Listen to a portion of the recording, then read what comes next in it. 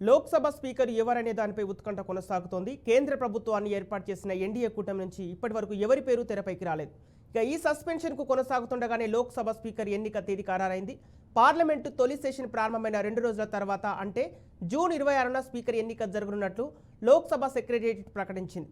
ఎన్నిక జరగనున్న ముందు రోజు మధ్యాహ్నం 12 గంటల వరకు తాము మద్దతిచ్చే సభ్యుడి పేరును సెక్రటరీ జనరల్కు రాతపూర్వకంగా తెలియజేయవచ్చని స్పష్టం చేసింది.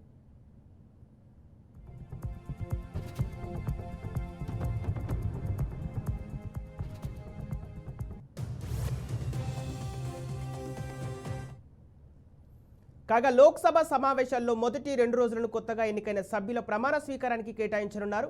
ఇక జూన్ 24 నుంచి జూలై 3 వరకు పార్లమెంటు సమావేశాలు జరగనున్నాయని పార్లమెంటరీ వ్యవహారాల నూతన మంత్రి కిరణ్ రిజిజు వెల్లడించారు.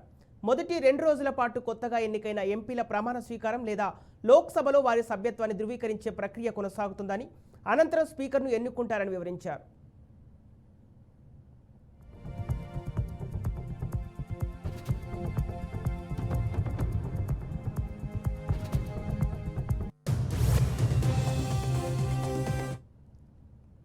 జూన్ 27న రాష్ట్రపతి ప్రసంగం అనంతరం ప్రధాని మోదీ తన మంత్రిమండలిని పార్లమెంటుకు పరిచయం చేస్తారని తెలుస్తోంది. పార్లమెంటు ఉభయ సభలో రాష్ట్రపతి ప్రసంగంపై ధన్యవాద తీర్మానంపై చర్చలో ప్రధాని మాట్లాడే అవకాశం ఉందని పార్టీ వర్గాలు చెబుతున్నాయి.